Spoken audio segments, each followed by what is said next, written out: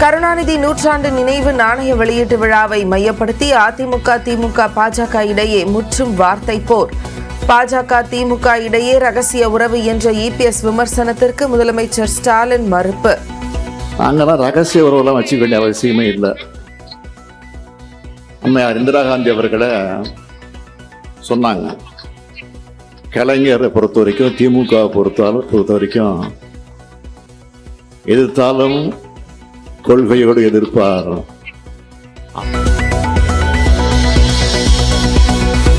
கலைஞர் நூற்றாண்டு நாணய வெளியீட்டு விழா குறித்த முதலமைச்சர் விளக்கத்தை ஏற்க இபிஎஸ் மறுப்பு. தமிழ்நாடு அரசுதான் விழா நடத்தியதாகவும், ராகுல், சோனியா, கார்கேவை அழைக்காதது ஏன் எனவும் மீண்டும் கேள்வி.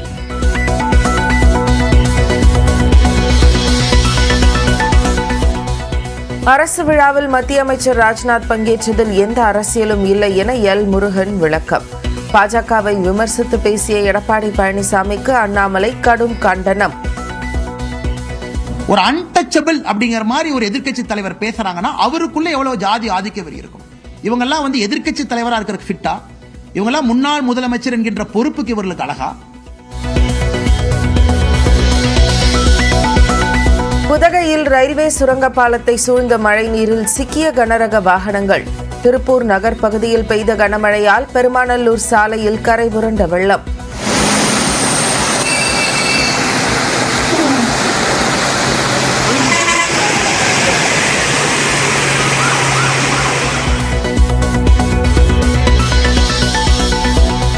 தொடர் கனமழையால் உடுமலை அமனலிங்கேஸ்வரர் கோயிலை சுற்றி பாயும் வெள்ளம். கோவை, கரூர், தூத்துக்குடி மாவட்டங்களிலும் பரவலாக பெய்த மழை.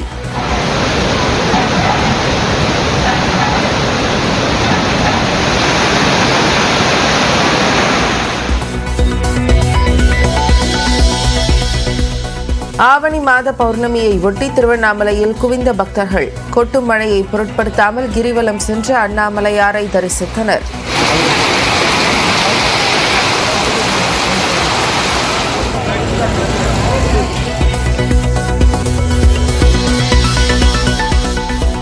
ஆம்ஸ்ட்ராங் கொலை தொடர்பாக ரவுடி ஆற்காடு சுரேஷின் மனைவி பொற்கொடி கைது.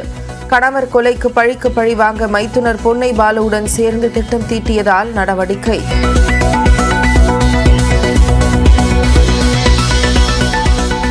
பாரா ஒலிம்பிக் தொடரில் பங்கேற்கும் இந்திய வீரர்களுடன் பிரதமர் மோடி கலந்துரையாடல். வெற்றி தோல்வி பற்றி கவலைப்படாமல் சிறப்பாக விளையாடி பெருமை சேருங்கள் என அறிவுரை. सर मेरा जर्मनी में ट्रेनिंग करा सर, ट्रेनिंग अच्छा जा रहा है। लास्ट टाइम थोड़ा मिस्टेक हो गया सिल्वर आ गया। दिस टाइम 100% गोल्ड लेके आ रहा है। पक्का सर 100%।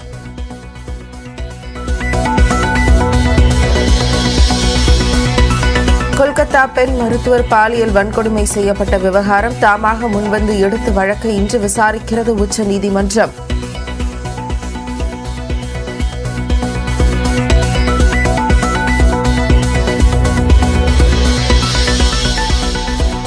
போலந்து, யுக்ரைன் நாடுகளுக்கு பிரதமர் மோடி நாளை பயணம். யுக்ரைன் அதிபர் ஜெலன்ஸ்கியை வரும் 23ஆம் தேதி சந்தித்து பேசுகிறார்.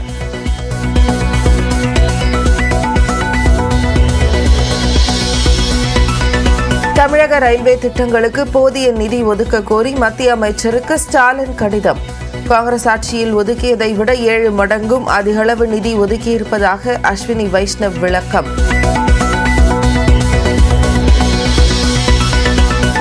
மத்திய அரசின் உயர் பதவிகளுக்கு லேட்டரல் என்ட்ரி மூலம் அதிகாரிகளை தேர்வு செய்ய வலுக்கும் எதிர்ப்பு.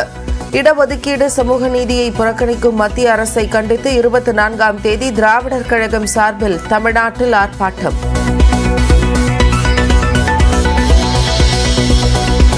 கிருஷ்ணகிரியில் பள்ளி மாணவி வன்கொடுமைக்கு உள்ளாக்கப்பட்ட விவகாரத்தில் அதிர்ச்சியூட்டும் தகவல்கள் அம்பலம்.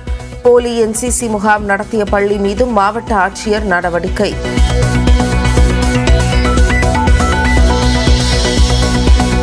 திருச்சியில் 4ஆம் வகுப்பு மாணவியை கடத்தி சென்று இரவு முழுவதும் பாலியல் வன்கொடுமை செய்த கொடூரம். இளைஞர் சின்னராஜா கைதான நிலையில் தப்ப முயன்ற போது கால் முறிந்தது.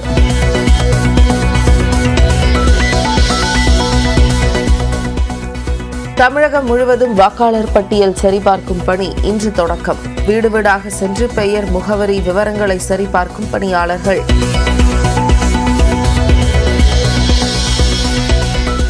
மலையாள திரையுலகில் அட்ஜஸ்ட்மெண்ட் செய்யும் நடிகைகளுக்கு மட்டுமே வாய்ப்பு வழங்கப்படுகிறது. கேரள அரசு அமைத்த நீதிபதி ஹேமா தலைமையிலான ஆணையத்தின் அறிக்கையில் அதிர்ச்சி தகவல்.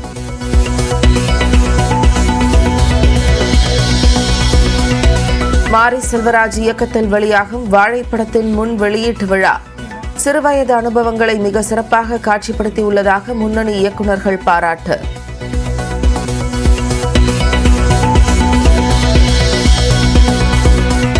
பாரிஸ் ஒலிம்பிக் மல்யுத்த போட்டியில் வினேஷ் போகத் தகுதி நீக்கம் சரியே என சர்வதேச விளையாட்டு நீதிமன்றம் கருத்து. நிர்ணயிக்கப்பட்ட எடை விகிதத்திற்குள் இருக்க வேண்டியது போட்டியாளரின் பொறுப்பு என்றும் விளக்கம்.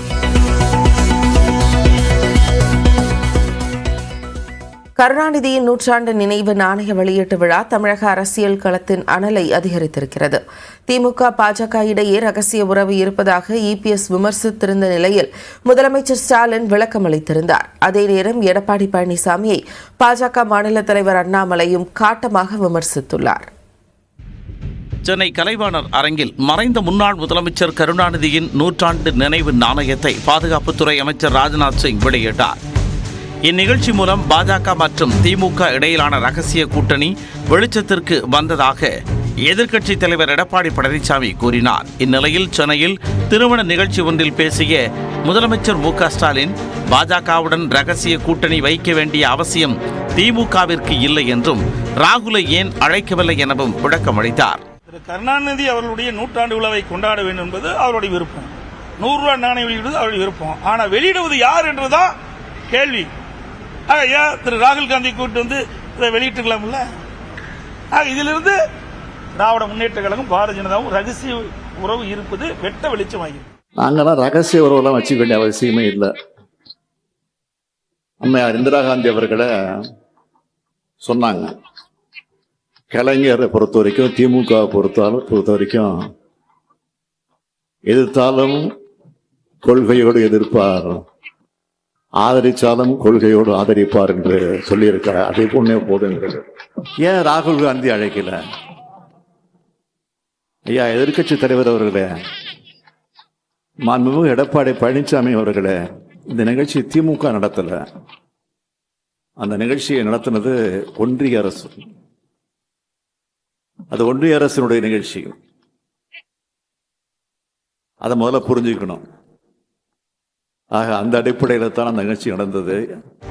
இதேபோன்று கலைஞரின் நாணயத்தில் இந்தி வார்த்தை இடம்பெற்றிருப்பது குறித்து எதிர்க்கட்சித் தலைவர் எடப்பாடி பழனிசாமி விமர்சனத்திற்கும் மு.க.ஸ்டாலின் பதிலளித்துள்ளார். அந்த நாணயம் வெளியிடுகின்ற பொழுது அது இந்தியில் வரும்னு அவருக்கு தெரியும். அதுக்கு உடன்பட்டு தான் அந்த நாணயத்தை வெளியிடுறார். ஆக இதிலிருந்து நான் எண்ணி பாருங்க, தமிழ் என்று மூச்சுக்கு 300 தடவை சொல்லுகின்ற ஸ்டாலின் இன்றைக்கு இந்திக்கு ஏன் இவ்வளவு முக்கியத்துவம் கொடுக்கிறார்? நாணயம் வெளியிடுகிற போது ஒன்றிய அரசு இந்தியில தான் எழுதி, அப்புறம் ஆங்கிலத்தில் எழுத்துக்கள் அமைஞ்சிருக்கும். ஆக அந்த தமிழ் வெல்லும் எழுத்து தமிழ் தான் எழுதப்பட்டிருக்கு.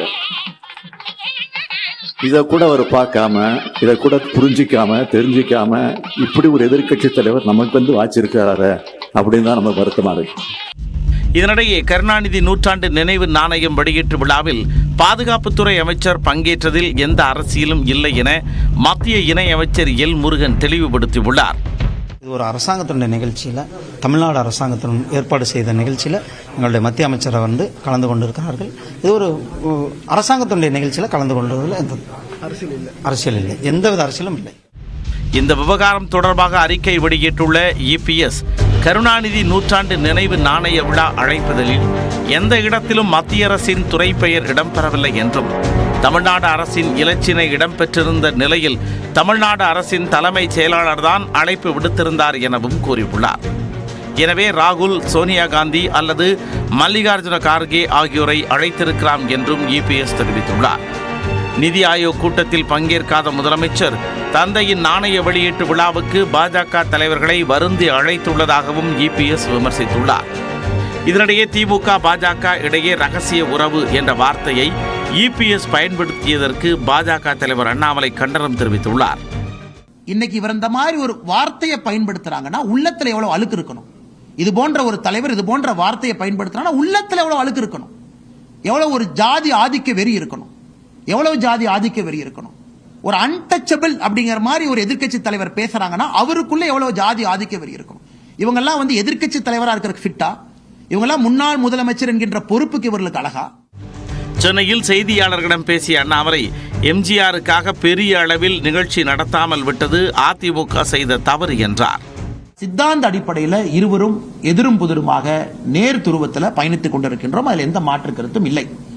அதுல எடப்பாடி பழனிசாமி அவர்கள் பயன்படுத்தக்கூடிய வார்த்தை ரகசிய உறவு, இதை பயன்படுத்தக்கூடிய எடப்பாடி பழனிசாமி அவர்கள் எதற்காக பாரதிய ஜனதா கட்சியோடு இருந்தார் என்பதே இன்னைக்கு ஒரு கேள்விக்குறி. பாதுகாப்புத்துறை அமைச்சர் ராஜ்நாத் சிங் விரும்பியதாலே கருணாநிதி நினைவு இடத்திற்கு அழைத்துச் சென்றதாகவும் அண்ணாமலை விளக்கம் அளித்தார்.